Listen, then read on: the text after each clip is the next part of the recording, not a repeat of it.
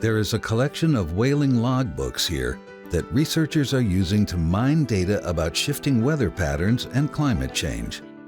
This printing press is more than 150 years old, one of several here that offer insights into how information was disseminated in centuries past.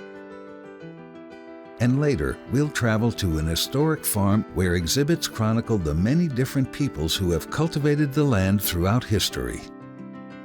This is Treasures Inside the Museum.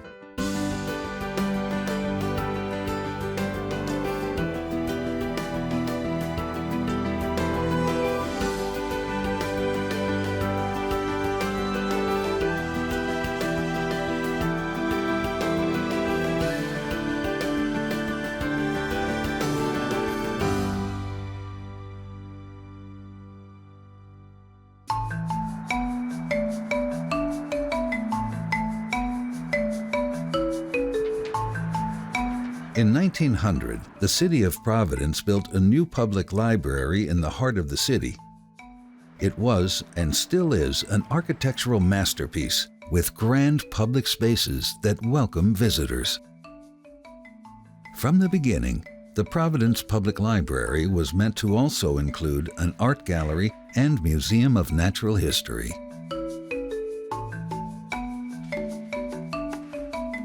When people come in and say, like, explain this place, what are you doing here? What is this for? We've actually said, it's kind of like a museum, but we let you actually touch the stuff and handle the materials.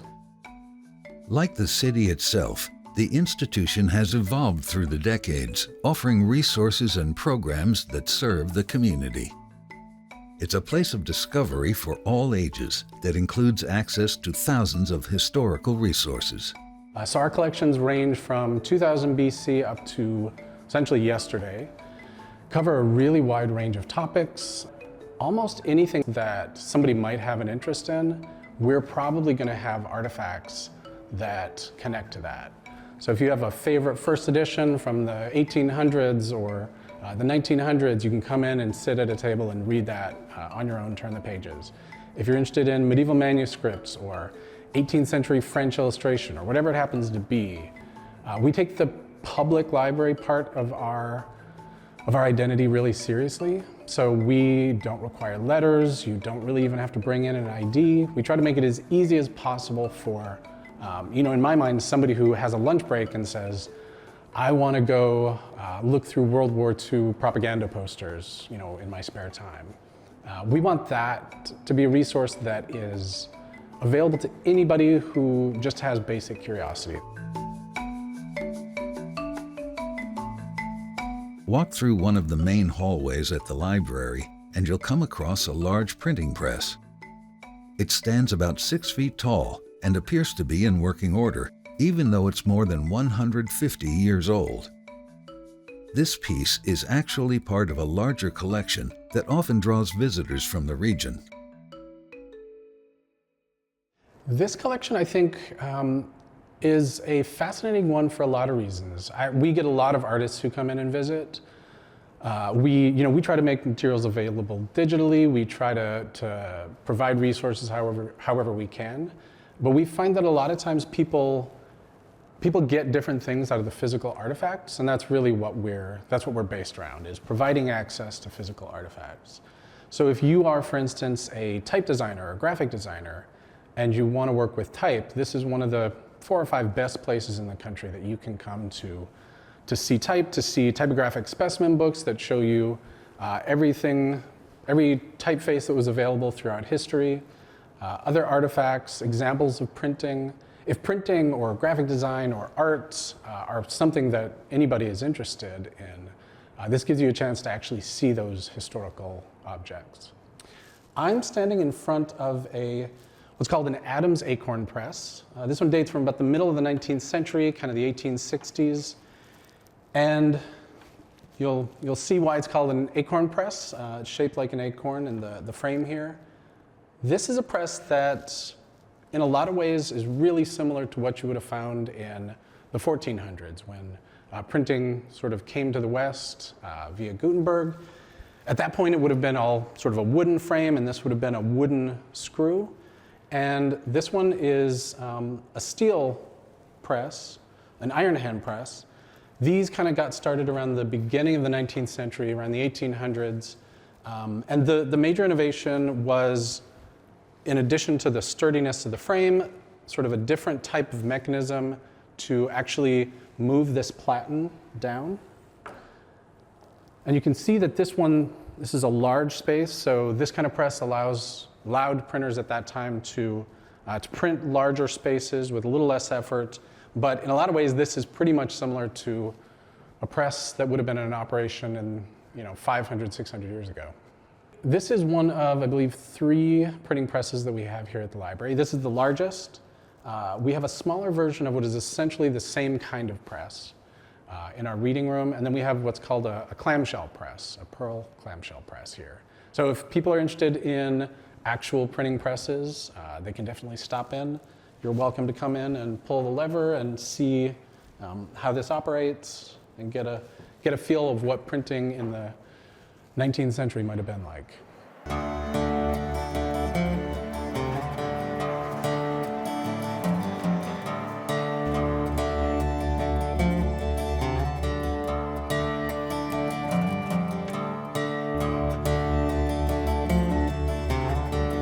Another collection from the 19th century is now being looked at through a contemporary lens. A team of researchers that includes scientists from Woods Hole Oceanographic Institute and a history professor from the University of Massachusetts Dartmouth are systematically mining data from a collection of whaling ship logbooks. So this is a ship's logbook from the good ship Isaac Howland, which sailed out of New Bedford in July of 1835 on a voyage that lasted until October of 1838, which was about average for a whaling voyage. And it records systematically, day by day, the weather that is happening around the ship. And of course, navigating a sailing vessel depends on wind and current. And recording the weather conditions was very important for the safe and successful navigation of the vessel. So a logbook, which is a legal document, records several times a day the weather around the ship. And while people may not think that this kind of weather data would be valuable for science, it certainly is, because the weather that logbooks like these contain is unique data that isn't available anywhere else. And so for our project, extracting weather data from logbooks of ships that traveled around the world, we can fill in blank spots on the map where modern science has absolutely no other source for the kind of data that these books contain. And while the sailors who recorded the data probably had no idea that it would be used this way, looking backwards, modern scientists who are very interested in the climate change problem can use this data to very great effect to learn about how weather has changed over the last 100, 200, 300, 400 years. I could immediately see the potential. It's a rare glimpse into the past that these logbooks allow us. When talking about extreme events, the drought of the century or 1 in 100-year flood event, it's really important to have long records. And outside North America and Europe, in many parts around the world, especially out over the oceans, we have very little data prior to the 1950s. And so historic records can fill a gap in our understanding about long-term climate change. And so if you want to understand something about the drought of the century or 1 in 100-year flood event, you need records that extend that far back. And historic records, in particular these whaling logbooks, can tell us a lot about maritime weather conditions out over the oceans hundreds of years ago. Every single day we'll have some indication of climate data. So for example, on Saturday, November 19th of 1836, the entry opens saying, fresh gales and cloudy, working to windward, single reefed, the mizzen topsails. And so he's giving an indication of how strong the wind is by telling us what sails he's using. And so he gives, in this case, 2 indications of the weather at different points in the day during the different watches that are on the deck taking care of the vessel. And so we can use that information to try to start analyzing how are wind patterns changing today compared to where the whalers were experiencing strongest winds. So there's a belt of strong westerly winds that spans all around Antarctica. And that wind belt over the last 50, 60 years has shifted further south. Among the 5 major institutions that hold logbooks, Providence is number 2. And even more importantly for our purposes, the entire collection has been digitized. One aspect is coming to the library to look at these beautiful logbooks themselves. The other is also to look at the digital archive, and that makes it, having them digitized actually makes it available to anyone in the world, and that has been a really big boon to us on the project. It's a great, great resource that exists here at the Providence Public Library.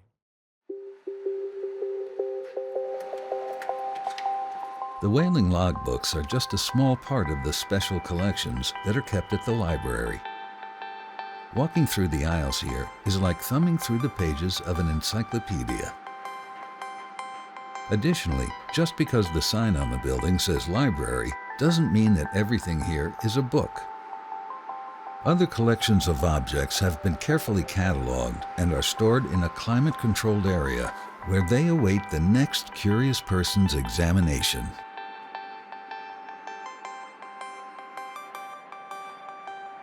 One of the more recent collections was brought about as a result of a number of researchers looking for information about the history of the LGBTQ community in Rhode Island. We didn't have all that much, to be honest, at the time, but we also realized there were no other libraries and archives who were intentionally collecting that community history. So we built an advisory board who are people who are part of the Rhode Island LGBTQ community who help us kind of think through those strategies. What do we collect and how?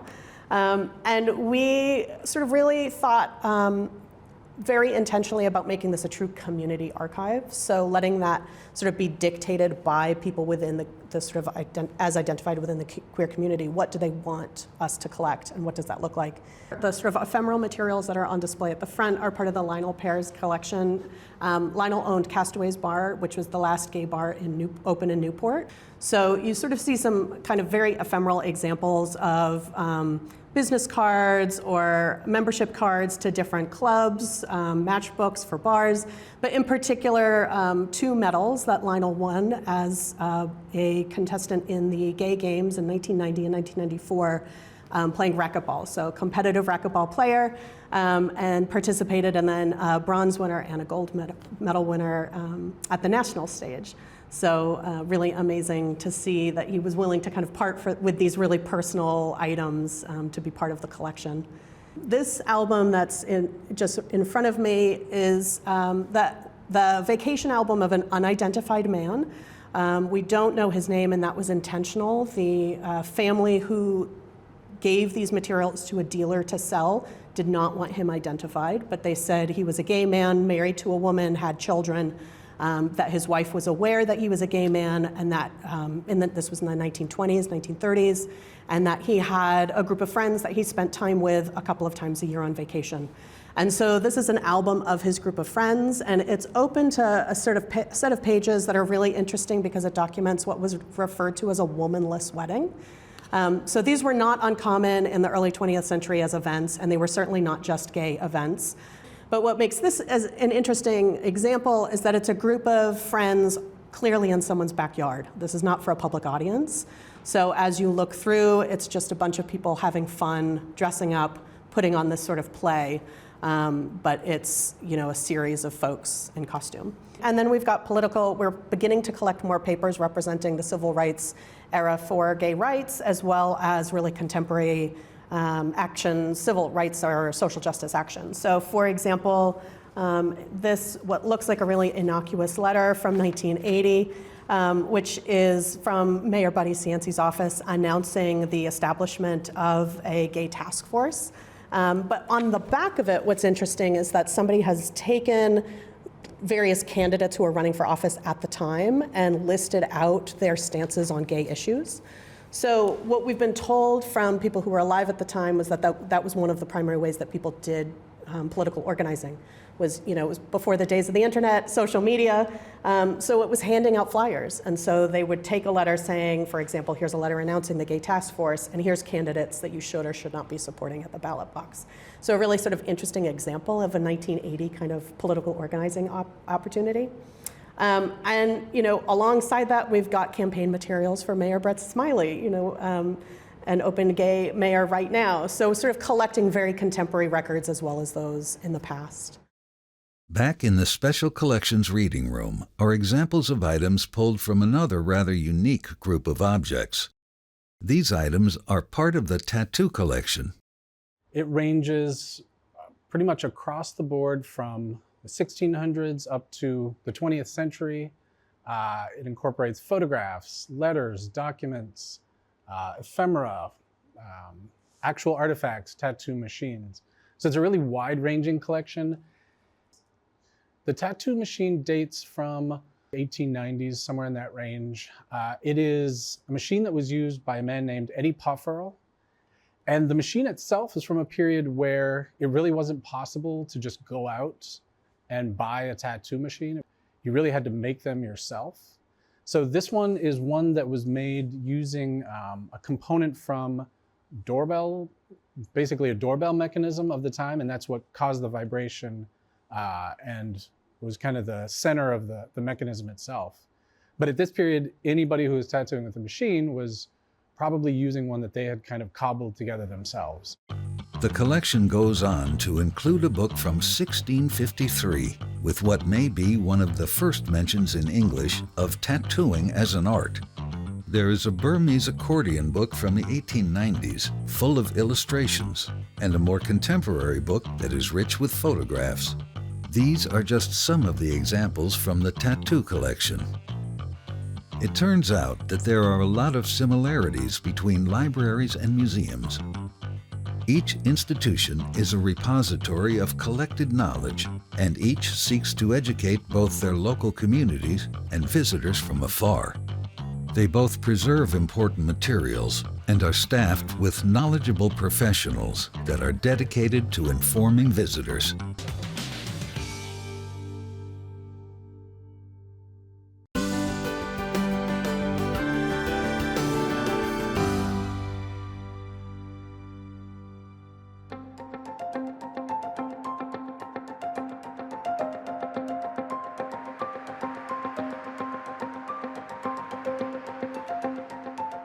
Every morning when the sun comes up over Narragansett Bay, it shines a light onto a piece of land that serves as a window to our past. The land that we call Casey Farm is part of the ancestral homeland of the Narragansett people who had been here for millennia before anybody named Casey got here. In 1702, a farm was established on this land and would be maintained by 8 generations of one family. Today, the property is under the stewardship of Historic New England, an organization dedicated to learning and discovery about all New England. Historic New England is the oldest and largest regional heritage organization in the country, and so we specialize in telling all these different stories about the ways that people lived in the past. The farmhouse on Casey Farm includes a small museum with exhibits curated to help tell some of those stories from the past. So we have all this wonderful material about the generations of the Casey family, but we wanted to represent all the people of the land, and of course that means the first people of the land, the indigenous people, Narragansett people. This display case is the result of a partnership with Tamaqua Museum in Exeter, Rhode Island.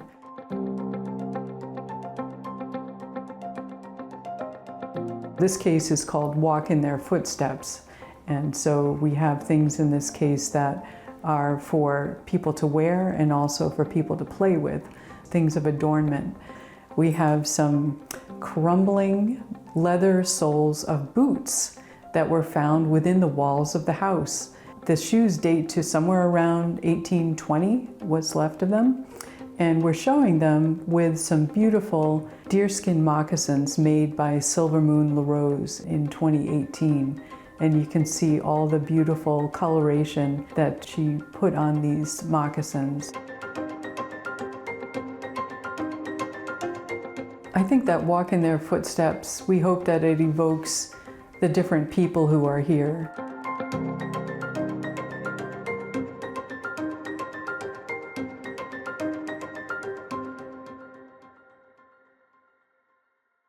Other exhibits include paintings, historical photographs, and these two documents recently discovered in the Historic New England Archives. Just a few years ago, the site manager and I went up to Boston and we're doing some research, and we found these documents that were basically bills of sale for Silas Casey purchasing 2 male slaves in 1765 and 1766. But I would like to read one of them.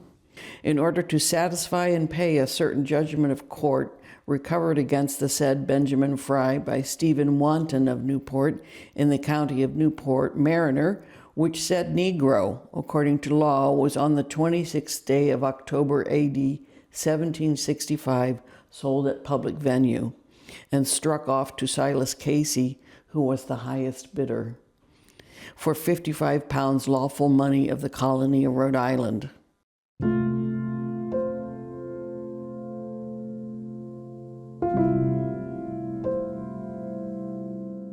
These rare documents shed light on a dark and often untold chapter of Rhode Island history.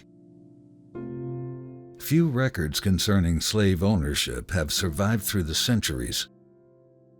New questions are continually being asked, and research is ongoing.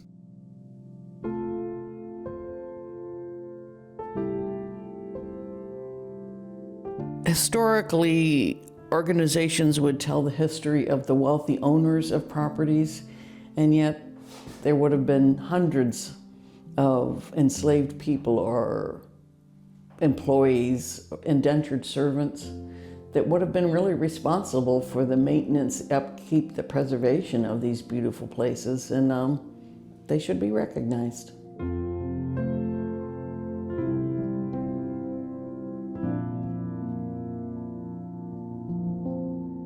This case represents objects that were owned and used by an African-American tenant farmer named Henry Carr and his wife, whose name is yet to be recovered.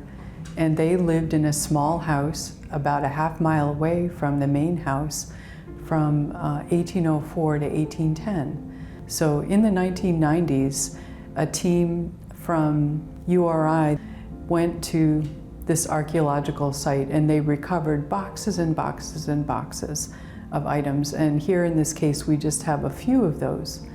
And so there are a number of things like salt glazed porcelain and part of a crock that would have been useful for everyday storage, and a bottle for drinking.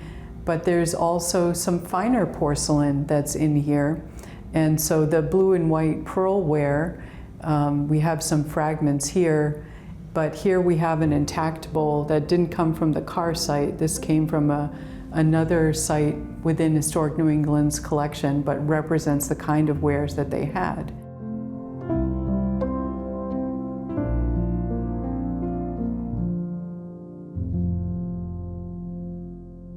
A tour of the museum at Casey Farm wouldn't be complete without seeing this. It's a small hole in one of the doors, and the story behind it connects this property with an early chapter of American history. The British occupied Newport for a few years during the Revolutionary War, and in August of 1777 there was actually a skirmish here at Casey Farm. They fired through windows, through doors, and most of the militia got away, but they did superficial damage to the house. Lots of bullet holes and marks in the walls and score marks on the floors and tons of broken windows. And afterwards, the family repaired everything except they kept this one memento, which is a hole in this parlor door made by a musket ball. And the musket ball, this is a reproduction of one, and it's not made out of lead, it's made out of pewter, but it gives you an idea of the size of a musket ball at that time, and you can see from the hole how much damage it could do to property or to a person. And it's just a fascinating story about how the family preserved their connection to the Revolutionary War.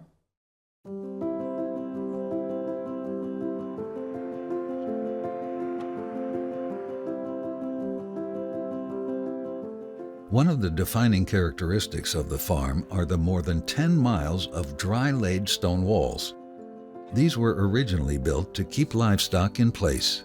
It was a man named Reynolds Knowles who built the stone walls in the 1780s over a few years. So the way that the stone walls are constructed is with great big stones on the outside and on the top, but in the middle is rubble. And inside the rubble was this delightful little fossil.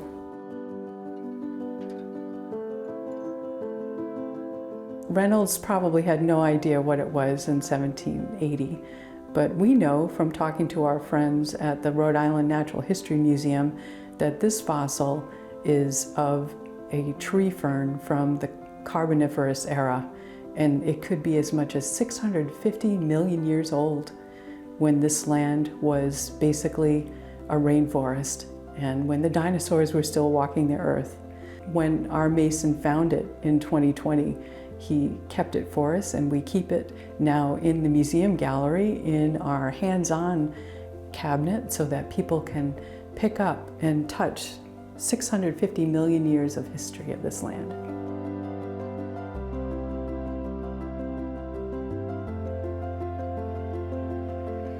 Casey Farm is 300 acres. It's been continuously cultivated, we believe, since the time of the Narragansett people. So here at Casey Farm today, we can tell that story by continuing to farm the land. We run a CSA program, community supported agriculture, where our members purchase a share at the beginning of the season, and through that we're able to feed about 150 families.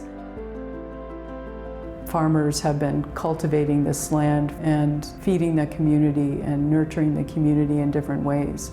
We have a number of reminders on the landscape and here inside the museum gallery that help to tell those stories.